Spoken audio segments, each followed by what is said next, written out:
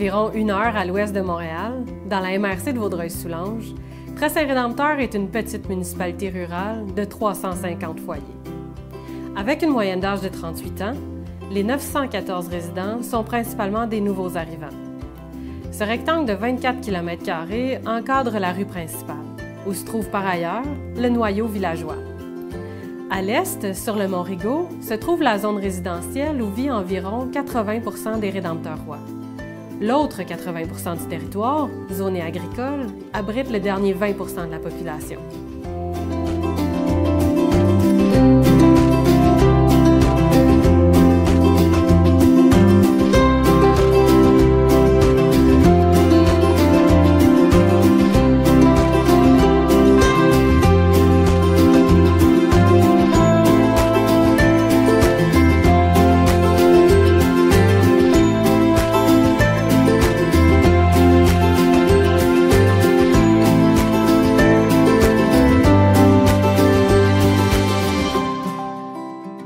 La communauté Très-Saint-Rédempteur est très influencée par ce contexte périurbain. Pendant plusieurs années, la municipalité a connu une diminution de la population, une diminution des services, la fermeture de l'école, l'église est de moins en moins occupée. Et là, tout d'un coup, on a une croissance de la population. Donc maintenant, le défi, c'est comment réussir à répondre à ces besoins-là, à ces nouveaux besoins, ces nouveaux défis, et bien sûr, à essayer de développer l'appartenance et pouvoir ensuite essayer de créer des maillages entre la communauté. L'avenue que Vaudreuil-Soulanges doit prendre au niveau rural, c'est bien sûr la complémentarité, mais aussi se distinguer. Donc, être complémentaire à ce qu'il y a autour, il y en a beaucoup, que ce soit les milieux urbains au sein de Vaudreuil-Soulanges, que la pression de la métropole montréalaise, ils doivent être complémentaires, essayer de se démarquer, faire valoir son côté champêtre, faire valoir ses paysages, faire valoir ses avantages d'y habiter, mais aussi essayer de trouver des façons d'y parvenir originales. Donc, ce que ça demande pour les communautés rurales, c'est d'essayer d'avoir une petite touche supplémentaire, une innovation un peu plus pour concilier les besoins de la communauté, mais ça dans un ensemble de forces, d'attractions qui viennent autour. Donc ça demande la participation citoyenne, la participation des acteurs du milieu et aussi avoir un bon groupe de personnes qui est prêt à travailler pour concilier justement les opinions, les besoins et bien sûr les forces de chacun. Et le laboratoire de la Cessure est basé sur ça. Comment on peut ensemble créer des solutions à nos besoins? Comment pouvons-nous développer de nouvelles initiatives avec les forces du milieu? Donc ça veut dire bien se connaître qu'est-ce qu'on peut apporter et aussi savoir comment le développer. Et ça, c'est une expertise qui a été développée par Cessure et que maintenant, avec le laboratoire et la sociocratie, on essaie de le personnaliser ou du moins d'amener cette procédure-là, cette démarche-là à un autre niveau.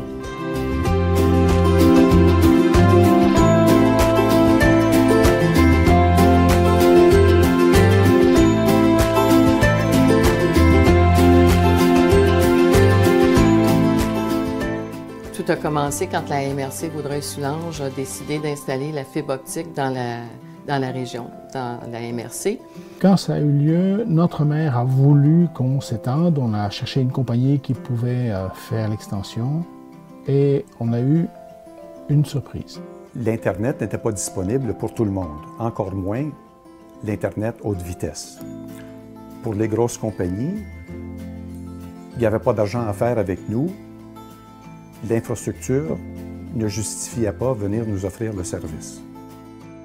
Les grosses compagnies comme Bell et puis Vidéotron n'étaient pas intéressés du tout de venir à Très-Saint-Rédempteur. Avec les citoyens et le conseil municipal, on a décidé d'aller vers une coopérative.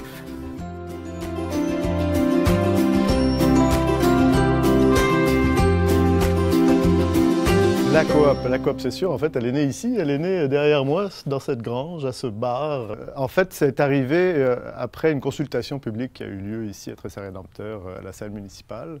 Et parmi nous, nous avons Normand Molland, qui est un scientifique assez original dans notre village, qui, comme ça, on se connaissait à peine, à la sortie de la réunion, a dit « mais pourquoi qu'on ne le ferait pas nous-mêmes » J'ai dit « écoutez, moi je sais comment le faire.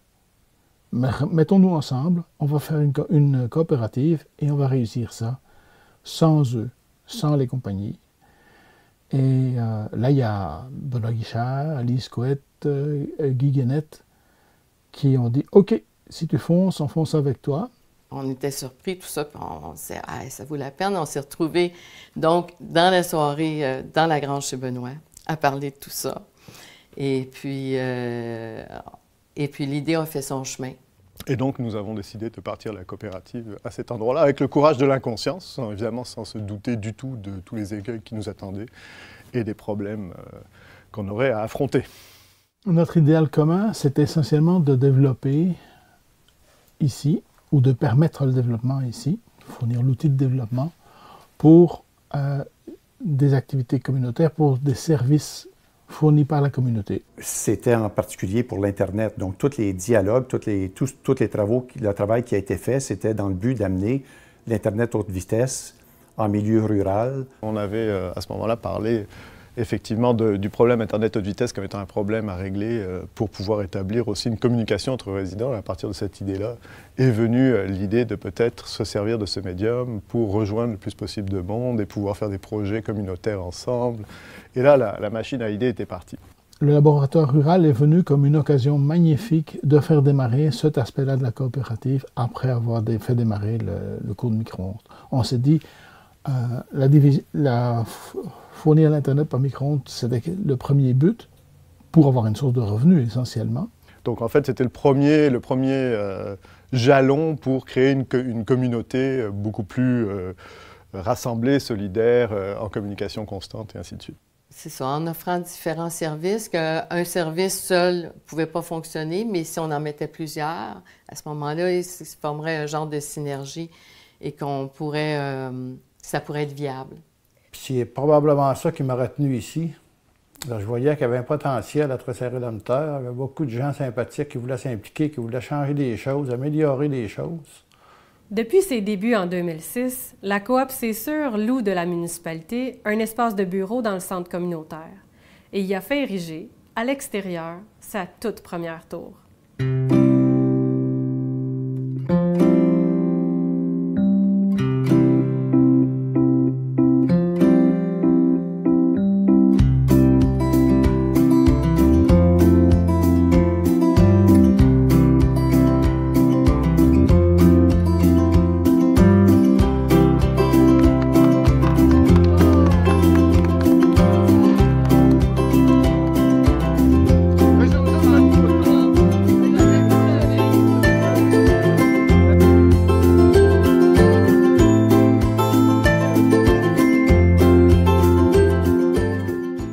Ma vision du départ du laboratoire rural était un projet qui était censé nous aider à revitaliser le noyau villageois, de ramener une vie intense au cœur du village. C'est sûr qu'au commencement, j'avais aucune idée de ce que c'était un laboratoire rural.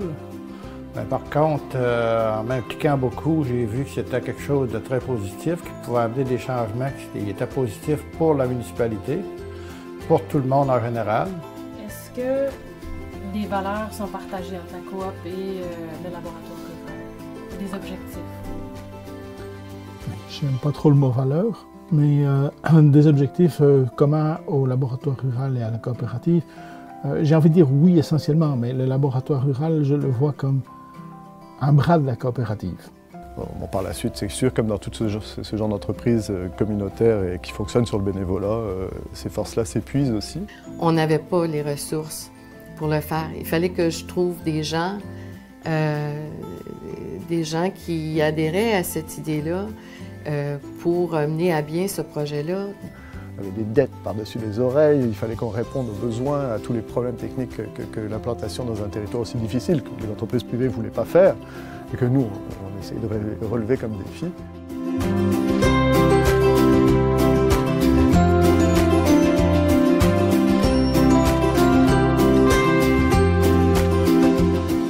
Évidemment, à ce moment-là, on n'avait pas l'idée d'un laboratoire rural comme tel.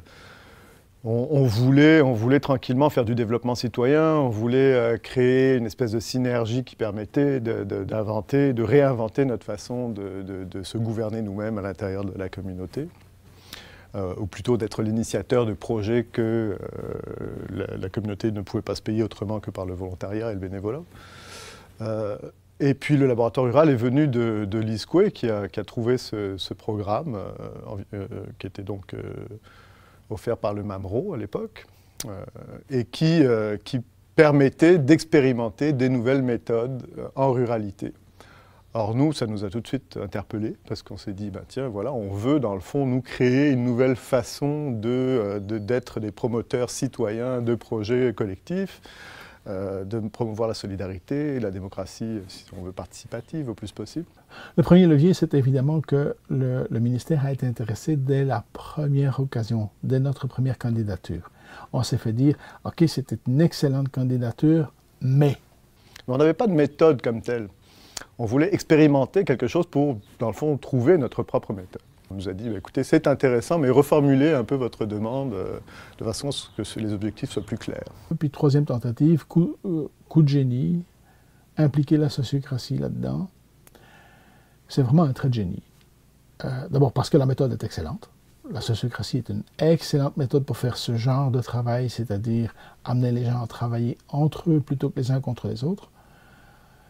Et deuxièmement, on proposait quelque chose qui n'avait jamais été testé auparavant, c'est-à-dire l'usage de cette méthode de discussion, de mise en commun d'efforts, pour progresser, gérer, disons, la revitalisation ou la réactivation de la vie communautaire dans une municipalité.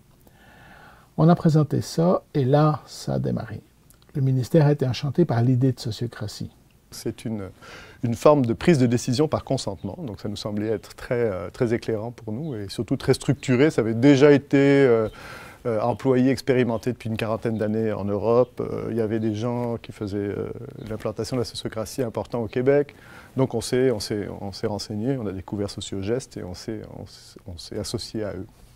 Et c'est comme ça qu'on a eu la fameuse demande du laboratoire rural. Donc au départ était pour expérimenter une méthode de gouvernance communautaire sur le mode d'une démocratie participative par consentement. Très compliqué, tout ça, finalement, la méthode, la sociocratie nous permettait de l'expérimenter et de voir comment elle pouvait s'implanter dans un milieu comme le nôtre. Et on était certain par le mode de sociocratie, de la façon que c'était mené, que chacun pourrait avoir son droit de parole. Pour nous, c'était une façon d'aller chercher les gens, les bénévoles, et surtout aussi de les motiver, puis pour qu'ils se sentent vraiment partie intégrante de tout ce grand projet-là. Après avoir entendu parler les gens entourant le laboratoire rural Mon rêve, mon village, de la façon dont ils ont vécu la sociocratie, j'ai décidé de me rendre à Mascouche, à la maison de théâtre Côte à Côte. Là-bas, ils ont testé et implanté avec succès la sociocratie au cours des 6 dernières années. Ils se sont d'ailleurs beaucoup intéressés à notre cheminement. Les ateliers artistiques Côte à Côte, c'est une entreprise qui existe depuis 1991. Donc, c'est une entreprise qui maintenant compte plus de 20 employés. Je dirais même plus de 25 employés pour être juste. Et c'est une entreprise d'animation en théâtre et en improvisation. On a décidé de travailler de façon sociocratique suite à une proposition que j'ai amenée à l'équipe. Donc, évidemment, c'était dans les années 2007-2008. J'ai fait une journée d'initiation en sociocratie. Donc, j'ai découvert, moi, en tant que chef d'entreprise, la sociocratie. Et je m'y suis intéressée. J'ai alors été faire de la formation un peu plus approfondie. Et je me suis dit, ce serait un mode de gouvernance intéressant, ça, pour mon entreprise. Donc, la sociocratie aujourd'hui se vit de façon quotidienne dans l'entreprise. La sociocratie se vit naturellement dans l'entreprise. Même les nouveaux sont initiés un peu, beaucoup par les anciens. Donc, je te dirais que ça coule. Nos rencontres vont de plus en plus vite. Ça a amené une maturité aussi dans l'équipe, une solidité. Ce qui fait que c'est naturel pour nous maintenant. Tout ce qu'on fait, les décisions qu'on a à prendre, ça fait partie de notre quotidien tout le temps.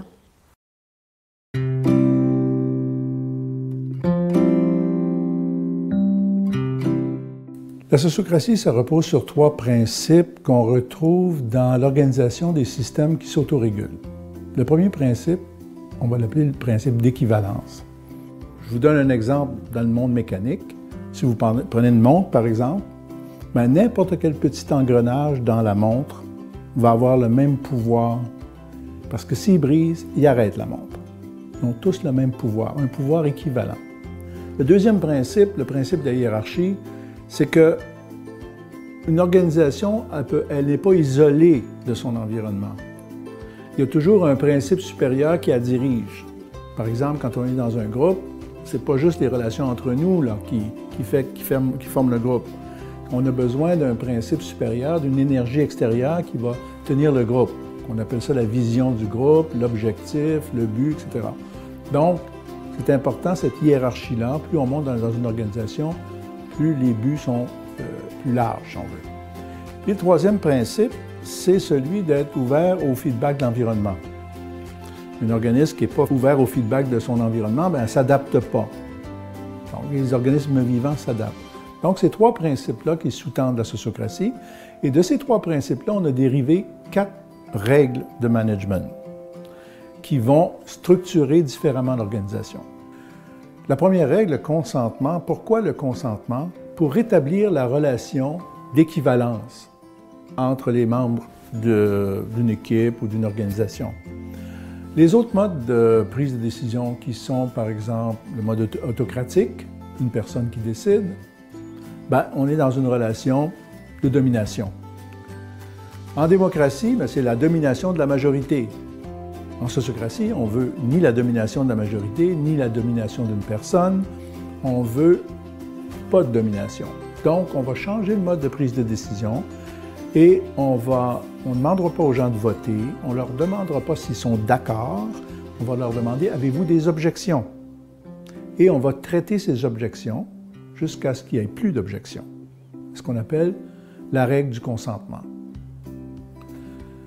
La deuxième règle, c'est le lieu de prise de décision. Dans nos structures traditionnelles, on fonctionne dans des structures hiérarchiques. Ce sont des structures d'exécution. Mais si on essaie de prendre nos décisions dans la structure d'exécution, dans la pyramide classique, ben, c'est une organisation où le pouvoir est plus grand, plus on monte dans la structure. Donc, on n'est pas dans une relation d'équivalence. On va créer ce lieu-là, on va appeler le cercle, qui va se superposer par-dessus la structure pyramidale classique. Mais dans le cercle, quand les gens vont venir dans le cercle, c'est pour prendre des décisions. Quand ils seront dans la structure d'exécution, ce sera pour les exécuter. Donc, on aura des lieux distincts pour l'exécution et pour la prise de décision. La troisième règle, c'est la règle du double lien. Dans la nature, les liens entre les différentes parties, les différentes composantes d'un système, qui sont multiples. Alors que dans notre pyramide classique, c'est le chef qui fait le lien entre les deux, en haut et en bas, l'équipe de son patron, puis son équipe. Donc, on a un seul lien. Ça manque un peu de possibilité, finalement, de feedback. Donc, on va nommer une seconde personne dans le cercle inférieur qui va venir siéger avec le chef dans l'unité supérieure, dans le cercle supérieur. Ce qu'on appelle le second lien. Donc, on voit qu'il y a 2 liens entre les niveaux hiérarchiques. Comme ça, finalement, la communication va descendre, mais elle va aussi remonter. Et la quatrième règle, c'est l'élection sans candidat, c'est-à-dire que les membres d'un cercle, que ce soit les officiers de cercle, c'est-à-dire l'animateur, le secrétaire, le second lien, ils sont élus sur la base du consentement. Mais pas seulement ces gens-là, aussi les gens dans la structure, dans les fonctions qu'ils vont occuper dans l'organisation. À tous les 2 ans, le cercle se réunit pour réaffecter les gens dans les fonctions. Et ça se fait sur la base du consentement du cercle.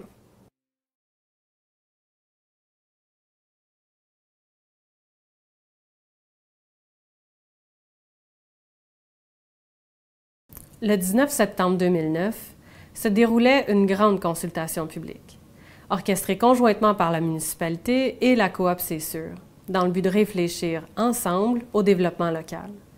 Les intentions se voulaient positives et rassembleuses. Cependant, contre toute attente, les organisateurs ont plutôt fait face à un mur de résistance. La crainte, au cœur des propos nommés, résonnait sans réponse. Le souvenir de cette journée incarne et rappelle encore aujourd'hui le clivage entre les visions et les intérêts des citoyens de Très Saint-Rédempteur. mais il marque surtout la triste fracture entre la municipalité, la coop C'est sûr et le laboratoire rural. Donc en fait, ces résistances se sont manifestées réellement le jour où on a fait un exercice sociocratique en place publique, c'est-à-dire en 2009, on a créé une espèce de consultation publique en partenariat avec la municipalité qui a été finalement orchestrée sur le parvis de l'église en cercle fait par des bottes de foin qui étaient en cercle, que nous avait prêté gentiment un agriculteur. Et ces bottes de foin-là, dans le fond, représentaient différents cercles de consultation. Donc on avait demandé aux gens de prendre place à l'intérieur des bottes de foin et on avait placé un animateur qui était un peu plus habile en sociocratie, prêté gentiment par l'école des chefs en sociocratie, Sociogest, qui dans le fond servait d'animateur de ces cercles de consultation publique. Or là, il y a un paquet de dossiers qui se sont mélangés ce jour-là, parce qu'on était dans un dossier très sensible qui était l'acquisition par la municipalité de l'église qui était abandonnée par l'évêché dans le fond. Je souhaite votre opinion et vos avis de nous aider dans notre réflexion pour les prochains mois à venir et les prochaines années. Comme vous savez, en 2010, on a acheté l'église et le presbytère de la municipalité. Et avec la rentrée du laboratoire rural, les citoyens n'ont peut-être pas compris. Et puis, je pense que je peux prendre un peu de blâme là-dedans pour expliquer exactement c'était quoi le laboratoire rural et c'était quoi son rôle. Il y a eu un mélange et puis ça a été, comme je vous dis, la demande de référendum pour l'achat. L'achat était déjà fait. On avait déjà fait, comme on dit, des promesses d'achat. Fait que on n'a pas été capable d'aller chercher tout ce que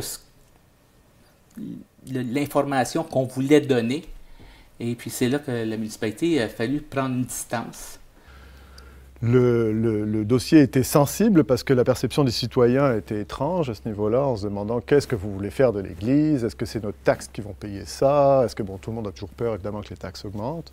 Ce n'est pas du tout le cas. L'idée, c'était, bon voilà, ce bâtiment nous appartient, est-ce que c'est normal que l'évêché le vende, surtout que c'est attaché au cimetière dans lequel il y a toutes les tombes et les concessions qu'il faut continuer à entretenir. Enfin, c'est un dossier très sensible et qui a créé beaucoup de confusion dans la tête des citoyens et qui a tout à fait, je crois, soulevé beaucoup de peur et d'angoisse.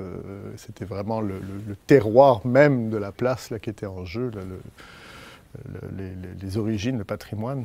Finalement, on s'est engagé dans un faux débat, à mon point de vue, un débat plutôt politique, alors qu'on voulait vraiment travailler juste sur l'aspect développement local, quoi.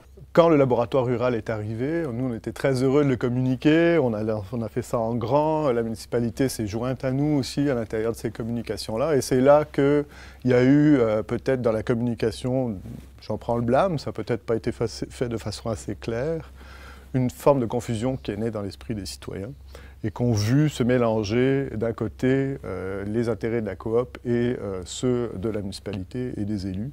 Et là, on a découvert que finalement, on touchait une fibre sensible, le pouvoir. Et on a découvert aussi plus tard que finalement, la légitimité de la coopérative pour travailler directement avec les citoyens, on ne l'avait pas tout à fait. Parce que finalement, c'est les élus qui ont ce mandat-là. Avez-vous rencontré des freins aussi qui vous ont demandé en fait, qui vous ont permis de faire des apprentissages? Bien, les grands freins, bien sûr, c'est cette tentation d'aller se battre, d'aller prouver qu'on a une méthode fantastique à d'autres. Bien, il y a eu l'erreur qu'on a commise au début, l'erreur flagrante d'essayer d'embarquer tout le monde dans un mouvement sociocratique sans avoir d'abord expliqué et sans avoir transformé ça en un jeu agréable pour le monde. Parce que c'est la seule façon d'apprendre. On n'a qu'à voir, les enfants apprennent par le jeu, les adultes aussi. Ils ne le savent plus, c'est tout. Mais si on avait réussi à transformer ça en une opération ludique, en quelques fêtes là, qui se suivent à quelques semaines de distance, tout le monde aurait embarqué beaucoup plus facilement. C'est pas ça qu'on a fait. On a essayé d'avoir l'air sérieux et tout, c'était une gaffe.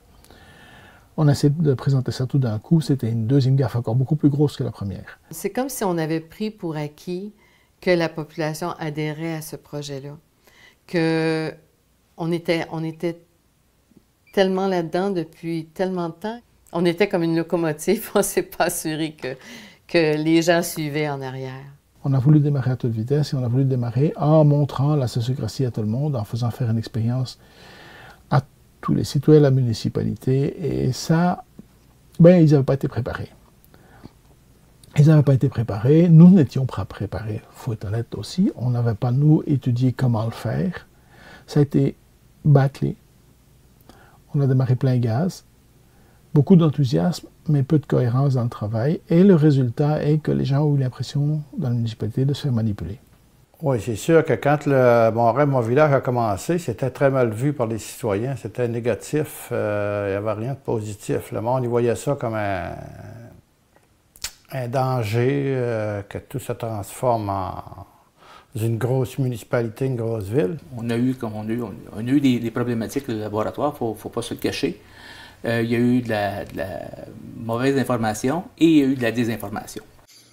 J'ai senti une disponibilité évidente de la part des citoyens, mais du côté municipal, ça a été beaucoup plus ardu. C'est une municipalité rurale, hein, et ses représentants, finalement, étaient plutôt du camp du statu quo. Et la municipalité s'est vraiment dissociée du laboratoire rural, de la coop à ce moment-là. Et on a vécu une sorte de fracture à ce moment-là, difficile à vivre à la coop. Il y avait forcément un changement derrière le projet du laboratoire. Et je pense que de part et d'autre, là, il y avait un chemin à faire pour que les gens puissent réussir à comprendre que les changements qui étaient souhaitables et souhaités par plusieurs étaient au bénéfice de tout le monde, finalement. Mais la résistance au changement, je pense qu'on a toute peur du changement dans notre vie. Je pense que c'était une réaction qui est tout à fait normale. Probablement qu'il y avait une incompréhension du monde vis-à-vis du laboratoire. On voit, quand on parle de laboratoire, il y a peut-être eu le mot sociocratie dans tout ça aussi, qui a fait peur au monde. C'est un mot qui fait peur. Tout passe par la formation. Puis les gens qui n'ont pas de formation, quand on leur parle de sociocratie, quand ils n'ont pas de connaissances, tout de suite, ils se sentent insécurisés, puis tout de suite, ils se braquent. Voyant la résistance citoyenne, voyant tout ça, il y a eu un peu pas une défection, mais disons un changement de cap qui s'est fait à l'intérieur du CA. Alors bon, les résistances externes se sont ajoutées aux résistances internes, et le laboratoire rural est devenu quasiment un problème à gérer plutôt qu'un le beau projet de départ qu'il fallait implanter le plus vite possible, suivant l'agenda qu'on avait vendu au Mamro, dans le fond. Certains membres se sont exclus du projet, ont pris de la distance avec le projet pour permettre au projet de continuer, mais ça a créé un certain vide à l'intérieur de l'équipe et, il faut le dire, un certain malaise. Certains membres ont démissionné dans le but d'apaiser les tensions et de changer le regard négatif porté vers la coop. C'était très lourd. La fragilité de l'organisation naissante, les visions divergentes et le manque de temps pour gérer d'un côté les opérations en plein essor et de l'autre les résistances a causé beaucoup de malaise au sein de la coop, c'est sûr, et du laboratoire rural.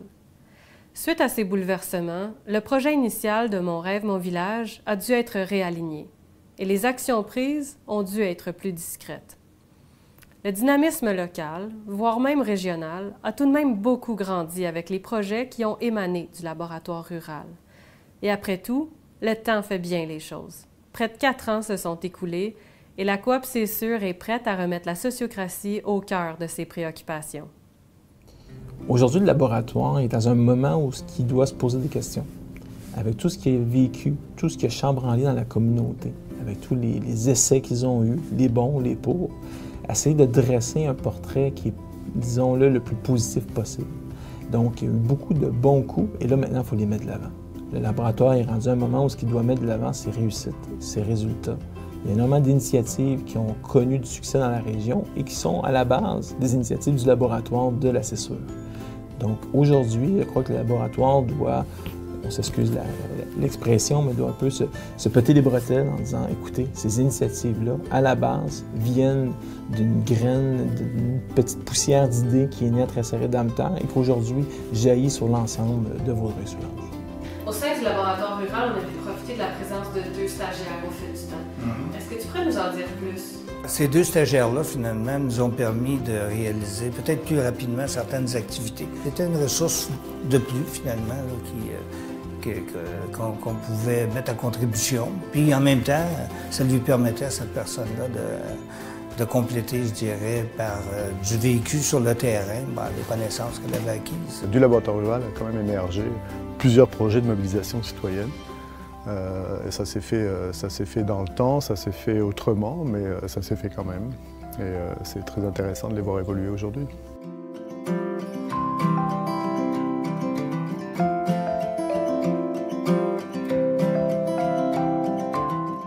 C'est sur la télé, émane de la coop, c'est sûr. Les membres fondateurs se sont dit pourquoi pas faisons une télévision communautaire dans la région. Au début, on se demandait quelle forme qu'on va prendre, parce que la plupart des télévisions communautaires au Québec sont soit privées ou soit c'est des organismes à but non lucratif. Cette fois-ci, ils se sont dit pourquoi pas faire une coopérative de solidarité. C'était l'idée de départ, c'était une première justement au Québec. Par exemple, l'un des projets qu'on a pu faire, c'était une soirée du hockey en direct faite par des jeunes de 5e et 6e année. Les jeunes devaient produire la totalité de l'émission, c'est-à-dire la caméra, l'aiguillage, le son, le chroniqueur, le pointeur, le journaliste. Ils travaillaient à toutes les étapes.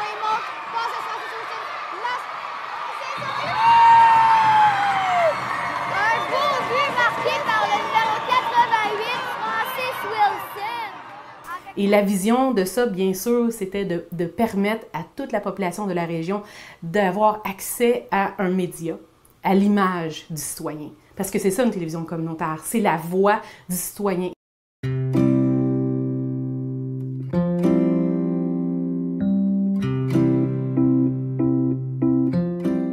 Le collectif en transition, ça vient du mouvement des initiatives de transition, ou aussi appelé Villes et villages en transition, qui vient d'Angleterre et qui est un grand mouvement international qui vise à dynamiser leur milieu pour qu'ils deviennent plus résilients. Nos objectifs, c'est de créer des événements rassembleurs, donc mettre les gens ensemble pour, premièrement, les sensibiliser, mais aussi pour reconstruire le tissu social. Comme par exemple des projections de films, des activités de discussion, des conférences, ce genre de choses, qui vont permettre de réunir des personnes qui sont intéressées par un ou plusieurs sujets et de faire en sorte que de là émerge une certaine cohésion, une certaine vision citoyenne et des projets citoyens. Comment est-ce qu'on va construire des milieux qui vont être résilients? Résilients dans le sens qu'ils vont être capables de résister à la crise qui est induite par on n'a plus de pétrole ou on a beaucoup moins de pétrole, les prix montent. Comment ils vont se réorganiser pour faire en sorte qu'un avenir avec moins de pétrole soit meilleur qu'un présent avec plein de pétrole? C'est ça un petit peu l'idée de base des initiatives de transition à travers le monde. Et donc comment ils font? C'est ce que j'expliquais tout à l'heure, c'est-à-dire qu'on va sensibiliser notre communauté sur des faits de société et ensuite on va dynamiser ce milieu-là pour que de la base naisse une vision de comment est-ce qu'on se voit dans 10, 15, 20 ans et quelles sont les étapes, c'est quoi les projets qu'on va mettre en œuvre pour créer une communauté riche, solidaire, joyeuse, etc., etc., etc., et qu'au final, c'est résilient.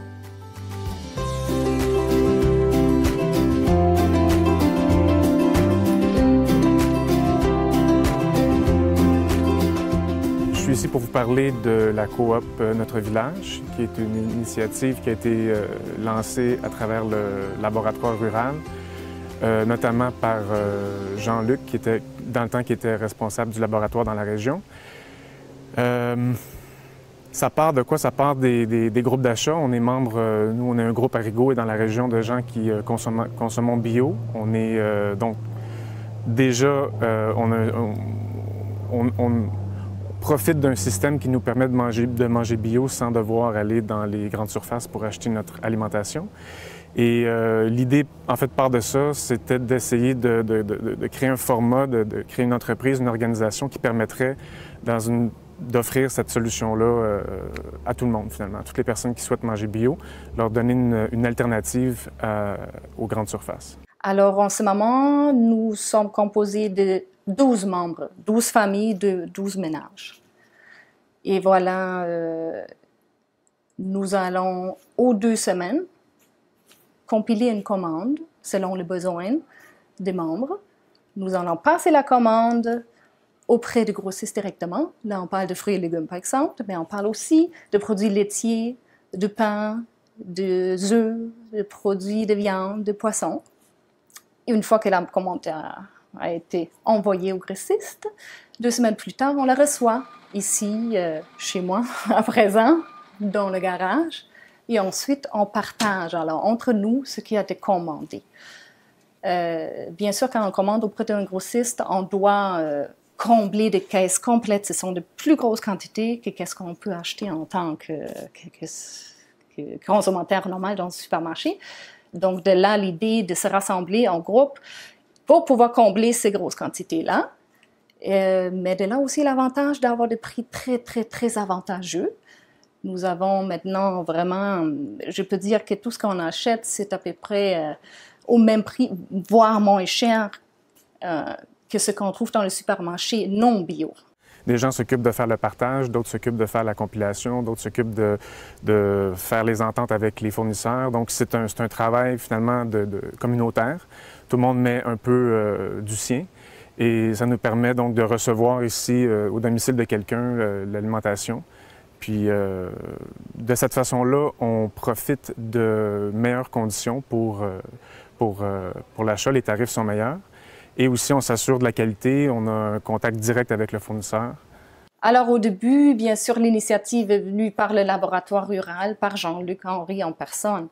Donc, celui qui, avec les autres membres, a développé le fonctionnement. C'était tout nouveau, donc faire les contacts avec les fournisseurs, les grossistes, les distributeurs, établir un fonctionnement, c'est-à-dire établir la façon comment on va maintenant fonctionner, à prendre les commandes, à partager par la suite, les règlements de compte. Tout ça a été donc accompagné tout le long et établi de cette façon-là.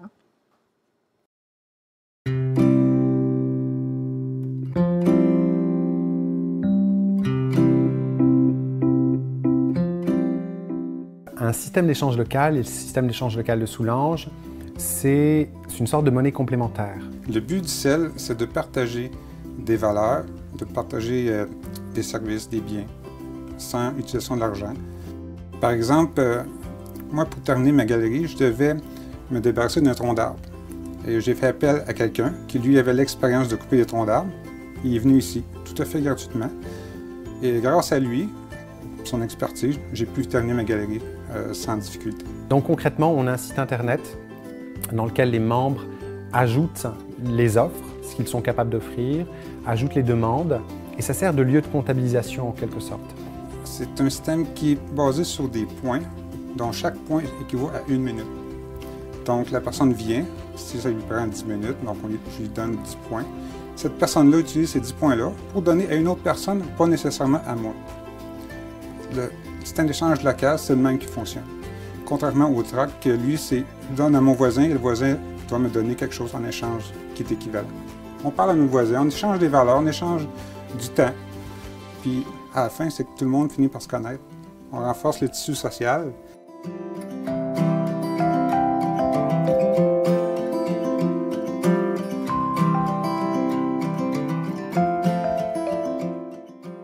Je fais partie d'un groupe de citoyens qui s'appelle les Citoyens au courant. Ce groupe existe depuis le mois de janvier 2013, moment où on a commencé à se pencher sur la question de l'oléoduc qui passe dans notre village. Alors la première chose qu'on a fait au mois de janvier, c'est de constater qu'il y a un oléoduc qui traverse notre village et les villages avoisinants. Et par le même temps qu'il n'y a personne qui est au courant de cet oléoduc, ni qu'il existe, ni qu'il y a de nouveaux projets qui vont changer le mandat de cet oléoduc de façon importante. Donc, nous avons décidé d'organiser un événement d'information, une information publique, qui a eu lieu à Sainte-Justine-de-Newton le 11 mars. Et nous avons publicisé cet événement grandement et il y a eu 200 citoyens qui sont venus, représentant 24 municipalités et beaucoup d'élus municipaux, des élus aussi provinciaux et fédéraux qui sont venus à cette soirée-là. Donc, c'était notre première mission, c'était d'informer la population qu'il y a quelque chose qui change chez eux. Cette goutte d'eau, ça représente l'importance de l'eau propre. Ici, à Très-Saint-Rédempteur et à Soulanges en général, on boit de l'eau souterraine. Il y a 60% de la population de Soulanges qui boit de l'eau souterraine et à Très-Saint-Rédempteur, 100% des habitants. Ça veut dire que s'il y a une micro-fuite de cet oléoduc ou une grosse fuite, c'est notre eau qu'on ne pourra pas boire. Toutes ces initiatives citoyennes qui ont été soutenues par le laboratoire rural sont maintenant indépendantes et autonomes. Par la suite, dans le but de poursuivre la vision du projet initial, la coop C'est sûr a dû modifier sa charte pour devenir une coopérative multiservices et ainsi permettre l'intégration de nouveaux services coopératifs. Bon, on a regardé différentes formules, toujours en maintenant l'exigence qu'on s'était donnée, à savoir que ça demeure une coopérative. Alors, on a regardé les formules de fédération coopérative pour être capable de développer différents secteurs d'activité au-delà du service Internet, pour finalement arrêter notre choix sur ce qui nous semblait le plus réalisable rapidement, c'est-à-dire d'avoir une seule coopérative avec différentes branches, si on veut, ou différents secteurs d'activité, comme celui d'Internet haute vitesse. Alors, et donc, depuis ce temps-là, on a déjà greffé une deuxième branche, si on veut, qui concerne l'alimentation et éventuellement, il y en aura d'autres. Avec le nouveau statut de la coop C'est sûr le marché, un service d'alimentation écologique et local, s'ajoute maintenant au service Internet et devient donc la deuxième branche d'activité à se greffer à la coopérative.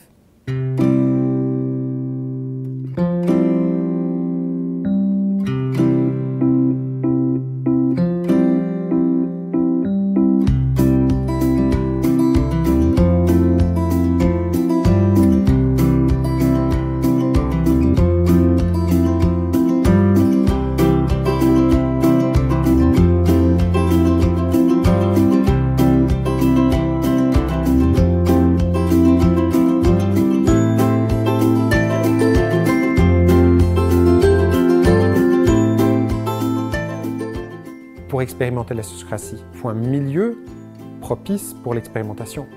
Et pour ce milieu-là, ça veut dire des groupes, un ou plusieurs groupes de personnes qui ont un projet ou des projets et dans lesquels on va leur dire, écoutez, si vous voulez, on va expérimenter la sociocratie, on va voir ce que ça donne. Oui, maintenant, on a recentré un peu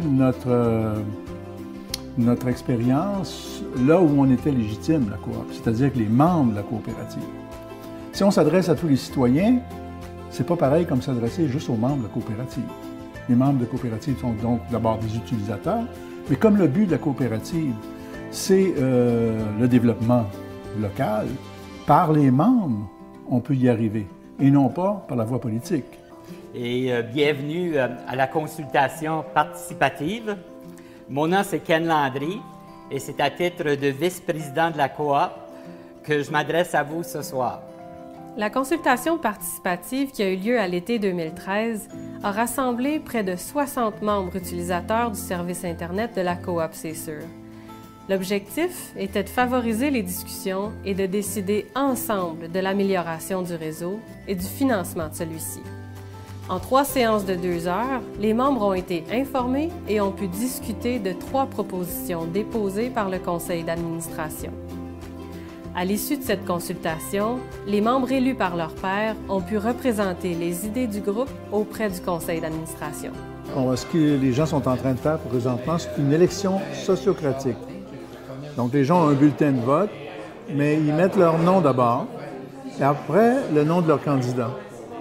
Et quand on va dévoiler les choix de chacun, on va leur demander pourquoi vous avez voté pour un tel. Donc, ce processus-là, ça permet de... Alors, quand on vote pour quelqu'un, on vote parce qu'il y a des qualités, donc de mettre les qualités des gens sur la table. Quand on applique ça dans une équipe, ben, ça permet qu'on se connaisse davantage et surtout de mettre l'accent sur le positif, les talents des gens. Et puis, donc, ça bâtit l'esprit d'équipe, etc. C'est ce qu'ils sont en train de faire présentement. Puis, pour une fois, on leur donne l'occasion de participer, en fait, à résoudre des problèmes, puis je pense que c'est bien reçu. La personne, elle se sent directement impliquée dans le processus, puis elle entend des choses, des gens qui sont étrangers, qui viennent lui dire qu'ils ont saisi en quelques minutes, juste à écouter, à sentir comment ces gens-là s'expriment. Puis ça leur donne confiance dans le processus. Puis quand les gens votent pour eux, bien, on sent vraiment qu'ils sont touchés par ça. Et puis d'être écoutés autour de la table, c'est vraiment intéressant comme processus parce que souvent on dit nos opinions, mais on n'est pas toujours écoutés dans la vie. Donc c'est ce que je trouvais le plus intéressant. Comment est-ce que vous vous sentez maintenant par rapport à ce que vous avez vécu ce soir? Franchement, un peu frustré, mais je sais qu'on commence et je sais que ça va devenir mieux. Tous les participants à ce document ont énormément appris de cette expérience et souhaiteraient partager quelques-unes de leurs réflexions. Mon conseil, ce que je donnerais à des projets ou des groupes de personnes qui souhaitent partir un projet similaire ou dynamiser leur milieu ou expérimenter la sociocratie ou utiliser la sociocratie pour dynamiser leur milieu, c'est n'hésitez pas à expérimenter, n'hésitez pas à essayer, poser des pas, des actions concrètes, petites, un pas à la fois, et d'avancer. Et on ne peut peut-être pas réaliser la vision que l'on rêve tout seul, mais collectivement, on va réaliser une vision phénoménale et formidable. Ben, moi, ce que j'aimerais dire au monde, dans le fond, c'est qu'il ne faut pas avoir peur du changement. Il faut en faire partie, sinon on en est la victime. Et je crois que les choses changent tout le temps, tout le temps. Et si on n'est pas nous-mêmes responsables de notre propre changement, il y a quelqu'un qui va s'en occuper malgré nous. Si des gens souhaitent vivre une expérience semblable à la nôtre, je leur conseillerais d'abord de regarder du côté de leur élu. Les élus en place, les élus municipaux ont une grande importance dans le processus de réalisation d'un projet comme celui-là qui touche la population, qui touche toutes les facettes de la vie municipale et communautaire. Et sans cet appui-là, il est très, très difficile de réaliser des choses. Il aurait fallu peut-être expliquer les rôles. La municipalité, c'est la municipalité. La coop, c'est la coop. Et le laboratoire rural, c'est le laboratoire rural. La communication, on n'en fera jamais assez. Puis c'est bien important, comme je disais, de garder les deux pieds sur terre tout le temps et de ne pas avoir non plus la pensée magique. Faut rêver, il y a le rêve, il y a le résultat, mais le plus important, c'est le chemin à parcourir. Puis il faut s'assurer tout le temps qu'on est sur le bon chemin. Il y avait en même temps une nouvelle méthode de prise de décision qui, elle, était totalement inconnue, et de nous, et des citoyens. Je crois que la sociocratie, elle fait peur. Pourquoi? Parce qu'elle demande aux gens de se responsabiliser. Elle demande aux gens d'être adultes, de prendre en compte et de faire partie des décisions. Ça responsabilise les gens. Ça leur dit, voilà, vous faites partie des solutions aussi, c'est à vous de les appliquer. Vous ne faites pas juste partie des gens qui soulèvent les problèmes, vous faites partie des gens qui ont des solutions à amener. Et nous, c'est ce qu'on espérait faire, ici, amener des solutions. Parce que des problèmes, il y en a plein partout. C'est facile de les nommer. Beaucoup plus difficile d'y répondre. Pour moi, pour mon expérience personnelle, j'ai grandi là-dedans. J'ai eu des conseils houleux. Et je me suis fait des amis. Et puis, j'ai perdu des amis. C'est le temps maintenant de s'asseoir ensemble puis d'évaluer ensemble. Sans se blâmer mutuellement, sans se juger. Je pense qu'il n'y a pas de coupable dans cette expérience-là. Mais juste de découvrir ensemble qu'est-ce qui a été fait, qu'est-ce qui a été réalisé et comment on pourrait coopérer davantage dans l'avenir en respectant les champs de compétences de chacun. Ma volonté, mon souhait le plus cher, c'est que la coop, c'est sûr, continue ses actions dans le même sens en gardant en place les ressources nécessaires. Il me semble que c'est vraiment important que la municipalité puisse avoir un agent de développement, que ce soit d'un côté ou de l'autre, pour s'assurer vraiment que la municipalité et la coop puissent marcher main dans la main. J'espère sincèrement que le laboratoire, même s'il se termine cette année, ne soit pas la fin de comment dirais-je, cet embryon de carrefour communautaire qu'il a créé, et qu'au contraire, ce bébé continue à grandir et à se développer et devienne un adulte pour les générations qui viennent. Le laboratoire était un moyen pour nous de démarrer les autres aspects de la coopérative. C'est fait. On est dedans. Alors, on a d'autres projets. On va en avoir encore plein d'autres parce qu'en fait, les gens en ont plein. De tous ceux qui ne savent pas ils n'ont pas encore réalisé qu'il faut les transmettre à la coopérative en disant « Voilà, moi, je voudrais bien faire démarrer telle chose. » Ça va se poursuivre. Parce que maintenant, la mobilisation est assez grande et importante. On ne peut pas arrêter ça. Au contraire, il faut l'encourager. Puis, selon moi, ça va continuer à la fin du projet comme tel. Et je pense que juste ça valait la peine de faire l'expérience du laboratoire. Vous savez, la meilleure façon de changer le monde, c'est en s'impliquant. C'est en s'impliquant qu'on fait évoluer les choses. Un laboratoire rural, un C'est sur la télé, une coopérative, c'est justement la chance à des gens, des citoyens de s'impliquer puis de faire évoluer les choses. Il ne faut pas avoir peur de se dévouer pour quelque chose, d'être bénévole. Les gens, on a besoin de bénévoles. Il ne faut pas avoir peur d'avoir une vision, d'avoir un rêve. Comme message, c'est ceci. C'est qu'ensemble, on peut réaliser un tas de choses qui sont impossibles à chacun de nous. On a tous l'impression d'être impuissants et tout seul. C'est vrai, on est impuissant et tout seul. Tant qu'on ne parle pas à son voisin. Quand on se met à parler à son voisin, quand on se met à lui dire « Écoute, tu as aussi besoin de ça, toi. » Si on se mettait ensemble pour le faire, on crée des coopératives et on arrive à créer l'impensable, l'inimaginable, à faire bouger les montagnes. Parfois, on fait des choses dont tout le monde nous a dit au début que ça ne marcherait jamais. On l'a réussi pareil.